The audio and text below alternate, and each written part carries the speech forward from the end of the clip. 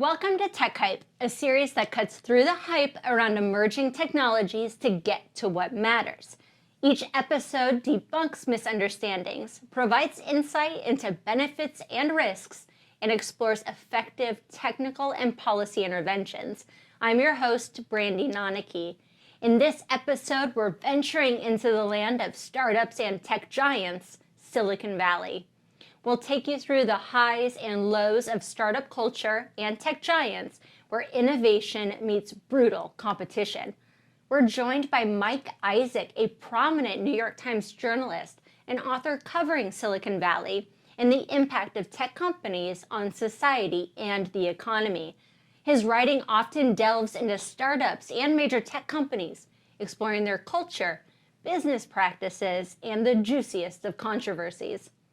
Thank you so much for joining me today, Mike. All right, speaking of controversies, we've got to first discuss OpenAI and its board ousting CEO Sam Altman.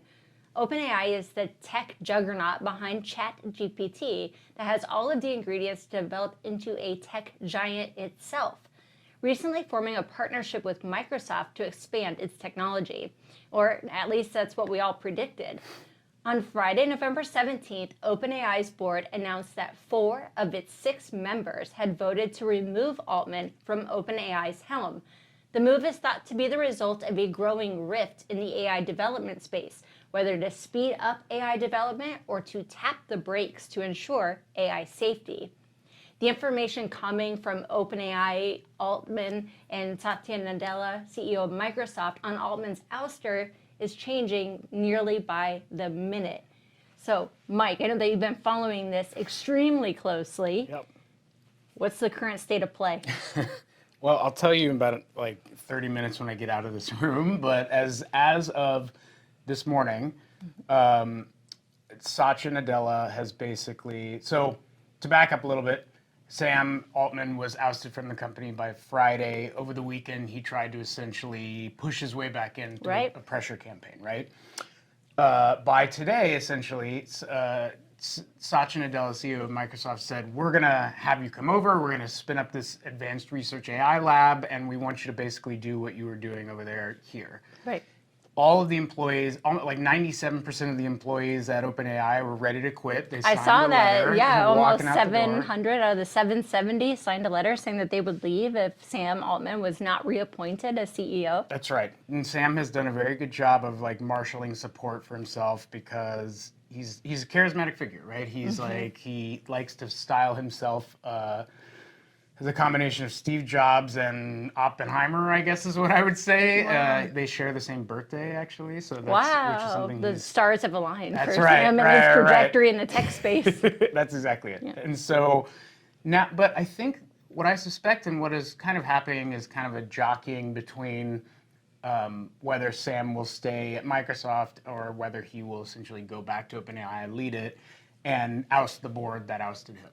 And I think the latter scenario is what he would like and what Satya Nadella would look like, just because Microsoft has a partnership with OpenAI that still kind of gives them the benefits of working with them without necessarily have to own the entire overhead of like 800 very expensive AI employees and do all of this stuff in-house. Right, Microsoft has what, a 49% stake? That's right, yeah. So what's the likelihood of the board being removed? So this is one of the fascinating parts of this entire insane story is that the board is very powerful in this regard. You know, corporate boards nowadays can sometimes be kind of sham boards. If you look at Zuckerberg at Facebook, right? He owns majority of shares. He can't be removed. He's the board chairman, and he's basically stacked the board with people who agree with him, right? That is not the case here. This is a 4-person board composed mostly at this point, entirely at this point, except for one, of independent directors who are supposedly, appointed with the best interests of the company's mission in mind. Right. They are a mix of people who believe that things should be kind of slowed down, the what are called effective altruists that like basically are very worried about this tech taking over the world and going Skynet mode, basically. And then folks who are not as worried, but still just sort of, I wouldn't say full-on accelerationists, but like people who the tension is essentially, do we speed it up or slow it down? Yeah, exactly. They would. Quick question. Yeah. You said a 4-person board. I thought there were 6. There was 6 until Sam and Greg were removed. Okay, I've got it. All right. But they were. Greg was the chair, and then Sam was on the board, and so they basically got kicked out. And the 4 had to unite to do that, basically. Got it. Okay. No. So now I'm totally on board with you here. And then this issue with, replacing this board and what's going to happen moving forward. Yeah. Where are we? Are we actually? I mean, is OpenAI going to survive? I don't see. This is the thing. They can't survive if there's an entire employee exodus. That just like effectively kills the company. All the talent, all the stuff they've been working on. But what's like Microsoft really taking on all of those people? I don't think they want to. I think the sort of shared thing that both Microsoft, Sam, and the board have in common is that they all want OpenAI to survive, right? Mm-hmm. The real like struggle is, what does the board look like? What does governance and the controls of the board look like? And then what sort of constraints does Sam Altman have if he were to be reinstated? As far as we know, they are open-ish to him coming back, but still wary. And that is also changing by the day. Like, tomorrow some board member may flip, just like Ilya, one of the board members, did like a day or so after he ousted Sam. Yeah, and it's my understanding that he was the one who really like led this overthrow, and then had a change of heart. Yeah. I mean, and like that's the thing. Like he sort of kicked it off, but at the same time, I imagine because the entire tech world came down on their head and like got extremely mad at the board for what they say is jeopardizing, a potentially $80 to $90 billion company. I'm assuming the pressure got to him. Yeah, I can imagine it'd be really strong. But isn't that the role of the board? The role of the board is to push back and to have the best vision for the company. Do you think that, is there any grounding in reality of what they had done of removing Sam Altman in order to support the company? So you're touching on a key thing on boards, and I also think a key distinction here. A LLC or a for-profit company, their duty is to shareholders, fiduciary duty to shareholders. This is specifically a nonprofit company whose duty they believe is to the mission, which is to keep humanity safe and develop AI as safely as possible. And well, that was the vision when it was started. 100%. But yeah, we're not really there now anymore. Totally. And that's I think the rift that has been growing for a while, right? Like someone like Sam, who has spent the past 8 years kind of developing these financial machinations to turn it into a quasi for-profit company. Right. Versus the folks who are like, we are losing sight of the mission, right? Yeah. And I think that's great. I mean, it's the way I've been thinking about it internally is sort of like idealism versus capitalism, and how at odds they seem to be, right? Oh, exactly. And then, of course, Sam Altman testified before Congress after releasing ChatGPT, going to members of Congress and saying, look, I know that there are significant risks with this technology. There should be some guardrails put in place. Yep. And when OpenAI started, it was meant to be open source AI. Yep. Now, of course, in Sam Altman's testimony before Congress, he's urging for them to be closed because of the potential risks of opening up these models. So there is such a tension, right, between this public-facing for good, open up these AI models versus let's capitalize on these models and the billions of dollars that can be gleaned. Yep. Where are we? Is it actually going to... how can we sort out those issues? Yeah, is there a resolution at all? Well, this is the other reason I love my job, and also the dynamics playing out here is that the other companies involved in the space are also starting to wade into this. Meta is doing the open source. Yes, they method, are. Right, which is basically everyone should have access to this stuff. We LLMs for everyone, and spin your own thing, and we'll give it all away for free, essentially. And that's their way of sort of competing. But I also think that executives there believe in this stuff too. They believe in the open source argument. I think the other sort of thing I weigh a lot is how much of this testifying in front of Congress is like regulatory capture and just trying to secure the moat that you're building for yourself, right? I couldn't agree with you more. And I've always said to people, of course, it's great when a CEO comes out and says, look, my technology can be used to harm society. We need guardrails. It was not lost on me that Sam is saying, I'm the best position to know what those guardrails should look like. And by the way, those guardrails are going to benefit my company. Yeah. And look, I don't think it's mutually exclusive that they might actually believe in the safety argument or in this stuff is super dangerous and we need to control it sort of thing. Like there are people on the board for sure that believe that. And I think Sam is kind of hard to pin down, but he probably believes at least some of that. But it's sort of a self-interested argument at the same time. Yes, exactly. It absolutely is. And I think that this is something we're all dealing with right now, is figuring out what are the appropriate guardrails. Should it be open source? Should it be closed source? And then to mention that UC Berkeley released a general purpose AI system profile for the NIST AI risk management framework that's intending to help guide those developers of these large language models, generative AI, general purpose AI systems in identifying and mitigating risks. I have to catch up on that, actually. Yeah. And of course, the NIST AI risk management framework is voluntary. No company is compelled to implement it. However, there are several pieces of legislation proposed at the federal level and in the state of California that would essentially require companies to implement this risk mitigation strategy. How do you feel like, do you feel like that's making progress in terms of, I can never tell where Congress or at least like state governments are with bills and passing them, much less understanding them. So I'm curious how you feel like. Yeah, no, especially in the United States where it's incredibly difficult to get any bill passed into law. Yep.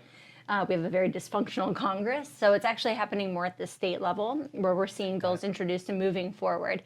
Now, whether or not I think that this process is going to actually be helpful, there's a little bit of a tension there because in the United States, this is a voluntary framework. It's just a framework. It doesn't prescribe exactly what the companies need to do to identify and mitigate risks. It's more, these are the types of risks you should be looking at, and you should demonstrate that you're mitigating those risks. It doesn't say you have to mitigate them by doing X, Y, and Z. So there's a lot of room for the companies to demonstrate what compliance, for lack of a better word, looks like, even though it's voluntary. Now, the other elephant in the room here is that the European Union will pass the AI Act, which is the most comprehensive piece of legislation in the world on AI. And in that, high-risk AI systems will have to do conformity assessments. As part of that process, it's essentially like a risk assessment, just like the NIST AI risk management framework. Got it. But for them, they require transparency reports on how they're doing it. So then you can look at the company and say, okay, well, how are you really identifying and mitigating risks? Are you doing due diligence in this process? That reminds me of every vanity metric that tech companies put out and takes you like 5 minutes to dig into, okay, what does a page view be defined as for you? But like, not letting them get away with it, at least in explaining the methodology. Yes, exactly, and being transparent about it. So that's something I would definitely like to see more in the United States. And we did start to see that with the White House voluntary AI commitments, which OpenAI was a signatory, stating that they would do these, risk mitigations and be transparent. Fascinating. I wonder if they follow through, if they still are around in a few days, Yeah, if they're still around, then maybe we'll get that. Okay, I want to get to your book, super pumped. The Battle for Uber. You chronicle the rise and tribulations of Uber, and much like OpenAI, Uber was unable to steer clear of its own controversies. God. So what do you think are some of the common misunderstandings about startups and the tech giants that loom over Silicon Valley? I feel like, let's say it's 2023, right? So over the past, let's say 10 to 15 years, we've gone through a bunch of really interesting cycles on the power of venture capitalists, the power of startup founders, how much each side is supposed to hold in terms of power, whether it's shareholder sort of like positioning or board governance. Right. And at least in the Uber case, it was really illustrative on what happens when you give too much power to a founder, right? Travis, like other founders, basically stacked the board with allies and had a share structure that made him irreplaceable unless he stepped down voluntarily. And in that case, it took, again, I'm having flashbacks, it took a lot of investor pressure and like a public sort of PR campaign against him to get him to do that.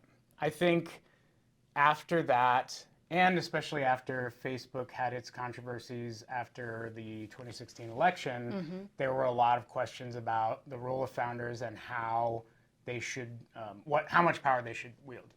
I think that at the same time, so let's say like governance might have swung back into like people's mindsets of we should think about this stronger. At the same time, during the zero interest rate phenomenon of the past few years, pre-pandemic, or at least pre and like some of during pandemic, founders had a lot more money and power in terms of their companies and like raising rounds, and investors were clamoring to get in, meaning they would be willing to accept worse terms to be putting their money in this, which means less power. Does that make sense? Yes, absolutely. But also their investment essentially sometimes in vaporware, or we know that a lot of these startup companies, they claim that they're using artificial intelligence, and we know that they're not. So also there's this role, this responsibility of the venture capital firms to actually do due diligence and understanding what they're investing in. And you know, obviously the hype around these emerging technologies sort of clouds their judgment. And there is this fear of missing out where they're all clamoring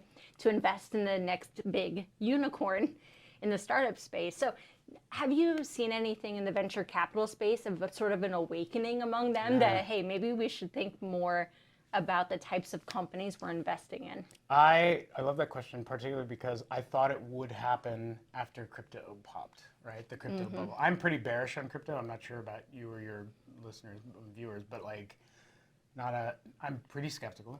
I think that it was largely driven by a bunch of hype cycles that, like the ideal world would be mass adoption, but a lot of people piled in and saw ways to like scam it, right? Right. And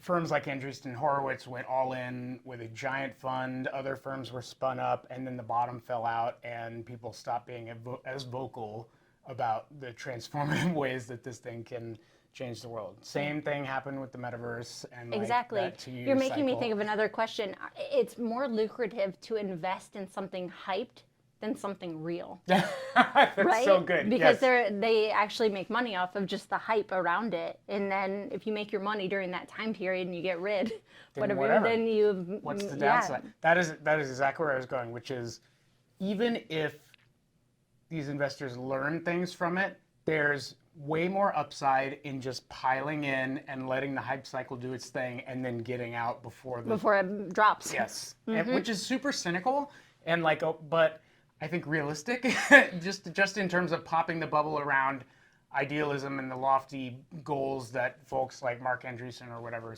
posture. Yeah, exactly. And I think, that's the role of this show. TecHype is to debunk misunderstandings around emerging technologies so that we don't have these issues of either, short-sighted investments, inappropriate regulation or legislation, and also, making sure consumers are empowered to better understand the real benefits and risks of emerging technologies. Speaking my language. And I think just to be clear, like there are a bunch of transformative things developing here, but the value in these discussions, I think, is just sorting that stuff out and not letting regular consumers get sucked into the next thing that's going to sort of defraud them or at least rob them of their pension funds at some point. Yeah. What is the responsibility, do you think, of companies like OpenAI on providing public awareness of the risks of their technology?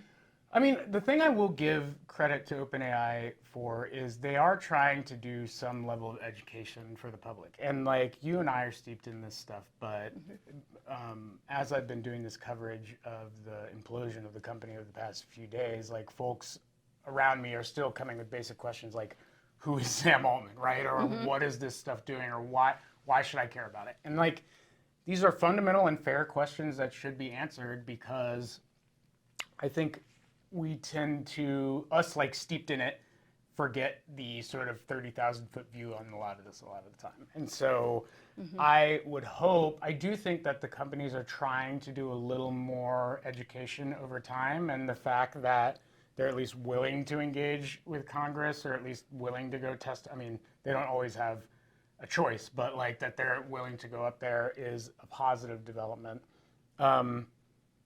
My hope is that there are ways that we can like contain it to, just to your point, like what are the heuristics you're using to measure how you give these facts, right? Like, yeah, exactly. how much of this is spin and how much of this can be hammered down to like, this is a real thing, you know? Yeah, exactly. But I do think they're responsible to at least give the public information about it if they're going to invest or something like that. Okay, this is a great segue to my next question, because I'm wondering, should there be certain reporting requirements to investors early on to these VC firms? Now, okay, I have a feeling, though, that the companies, they've been called upon to do more red teaming, which is essentially drawn from cybersecurity and looking at your system for any failure points or spurious outcomes, you know, trying to mitigate those risks.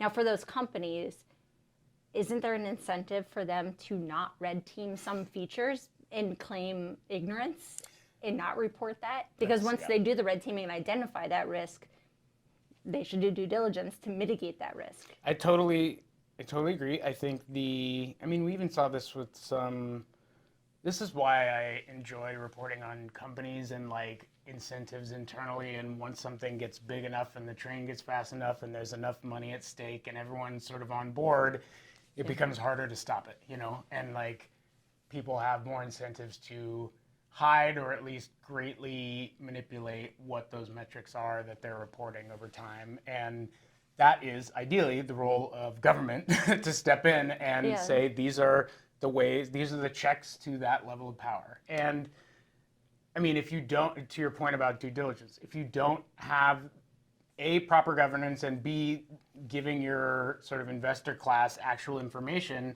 you go back to an SBF situation where the house of cards sort of falls down. And Sam Bankman-Fried in the VC investments go to zero, and Sequoia Capital has to be very embarrassed about the entire blog post they did praising this guy as the next Steve Jobs or whatever, you know. It's all a result of not knowing enough, basically. Exactly. But wasn't that the role of OpenAI at the beginning, was to actually build AI in a way that was open and transparent and responsible, but then now it's extremely a lucrative space, and we're seeing some shifting of the mission of OpenAI. Yeah.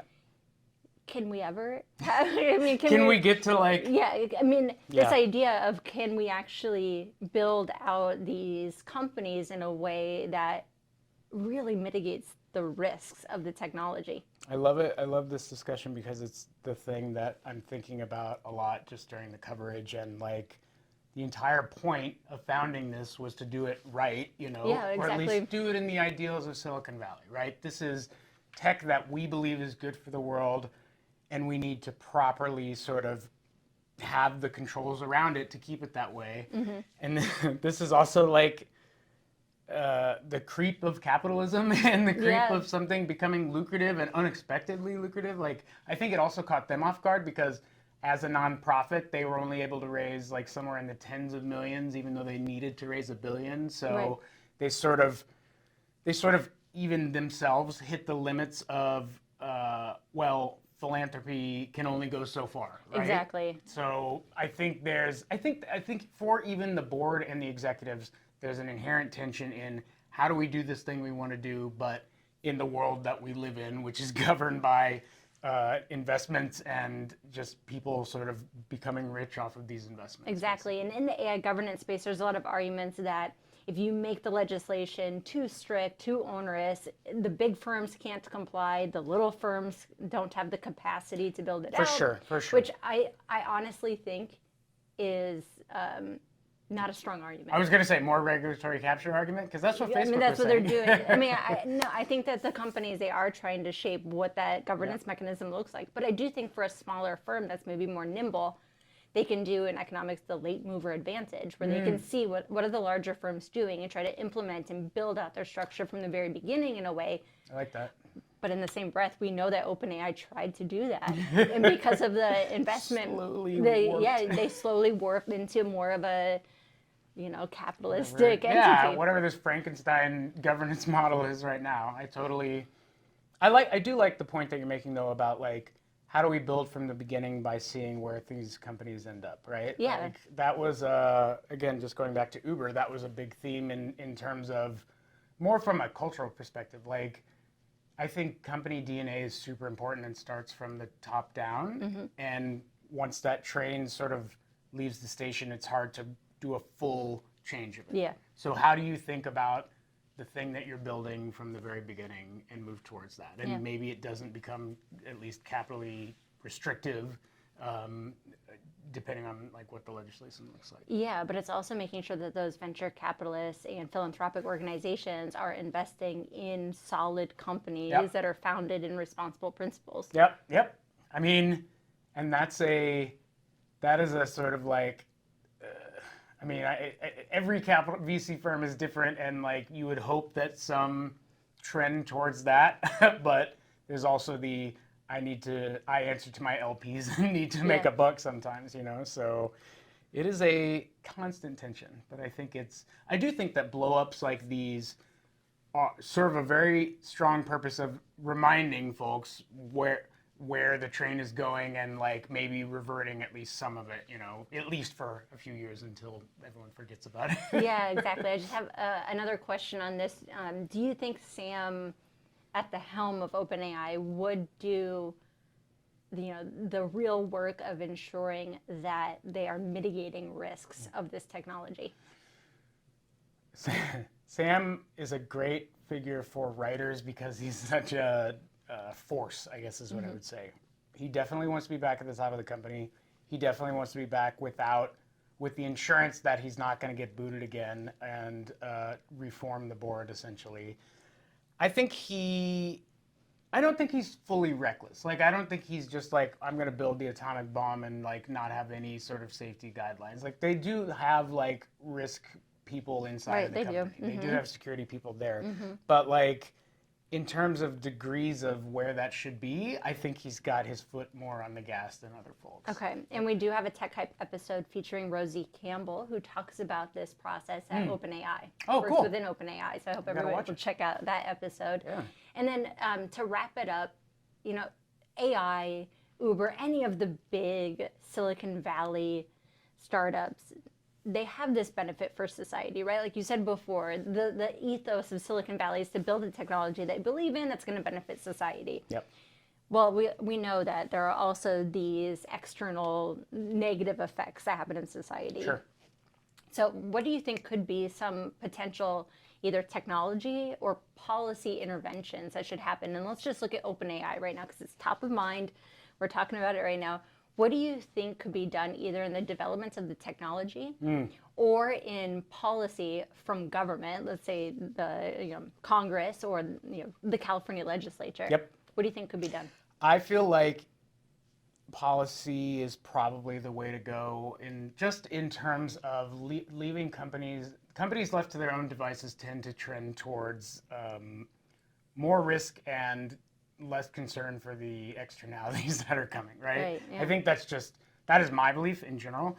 I think that in order to get to like real policy and effective policy, there needs to be a lot more education of like the people who are in power, the people on the Hill or in state governments that frankly like don't always know a lot about it. And I will give them the credit that their staffs are getting smarter on this Yes, stuff. they are. They're hiring good people, and like the staff are really the ones that matter because they're the one that's going to take it to the congressperson who's like doing the argument or whatever. Yes, exactly. But I think that we still have a long way to go getting there. And I think that moments like Facebook in 2016 was a big blow up. This is a big blow up. Silicon Valley Bank's implosion is a big blow up. Like there are moments like these which are super chaotic, but also remind policymakers that normal people do get affected, voters do get affected at some point and are going to want you to intervene. Yeah, exactly. And the policymakers are not immune to this hype cycle, right? As you're saying, staffers are the ones who are sort of bringing these issues to the elected official. Yeah. And if the technology is completely hyped in either a utopian or dystopian way, that's not going to formulate the best regulation or legislation that we need that will ensure society can maximize the benefits from that technology. That's right. So that's I think in that it's also learning to be a little bit skeptical of the framing of some of these technologies. Yep. And, yeah, and like, look, I fully sort of endorse your position just because I'm a I don't even know if this is a word, but I feel like I'm a techno moderate in that I try to land in a place where stifling all innovation is not, I don't think, a particularly American quality, but also like just like that's not what we're trying to do. There are benefits to Totally. tech development, right? Yeah, and it's not that you can remove all risks from a technology. There will always be some spillover harm that happens, but it's about identifying and mitigating to the greatest extent possible. Totally agree. Totally agree. Well, thank you so much for joining me today for this episode of TecHype. Yeah, it was really great to dig into this issue about OpenAI and Sam Altman. Thank you so much for joining me. Of course, I'll be back in a year if this is still going on. The whole cycle. I'm sure we're gonna have a new thing to unpack. TecHype was brought to you by the CITRIS Policy Lab and the Goldman School of Public Policy at UC Berkeley. Want to better differentiate fact from fiction around other emerging technologies? Check out our other TecHype episodes at techhype.org.